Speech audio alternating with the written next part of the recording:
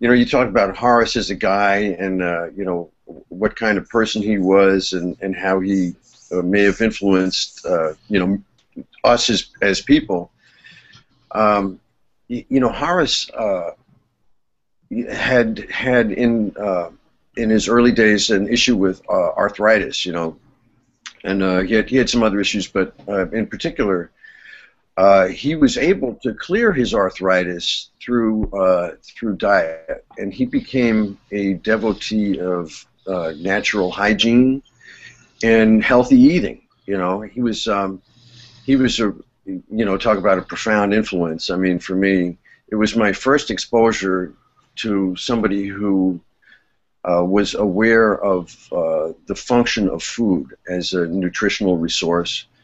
And he actually pointed me towards a couple of books, because I had come off of Buddy Rich's band, and you know, it was like one of those things of like eat a steak after the gig and then ride the bus all night. And you know, I really put it on when I was on Buddy's band, and I was, you know, trying to get myself together, you know, and I had some success before I got with Horace, but Horace, that was an area of interest for him, and he exposed me to a couple of books. One was Rational Fasting by Arnold Arett, and this whole concept of natural hygiene.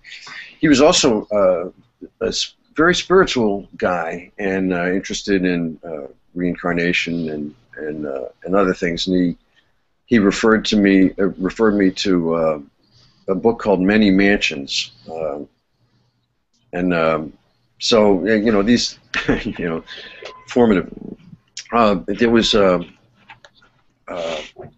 mention of the fixed baselines. You know, Todd and Larry were talking about, and Randy had mentioned the challenge. And actually, you know, before I went with the band, this is what I had heard. You know, you know, I'd heard it because a couple of bass players that I know had worked with Horace. One was the great bass player Mike Richmond, and also Chip Jackson, who preceded me. You know, they both talked about the role and the challenge of playing Horace's music. You know, the repetitive bass lines, and you know, I really enjoyed Todd's story. I'm you know, pleased to hear that that Horace permitted that level of exploration. You know, and but I found something else out about the fixed bass lines with Horace.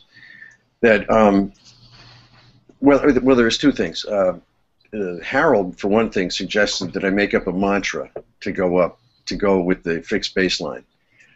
So that Todd mentioned that that one particular bass line, do do do dee do do do do do do dee do do do, right? So you know, I made up a phrase. You know, it was like I think it was open up a can of beans. Oh, you know, I tried different ones. You know, I remember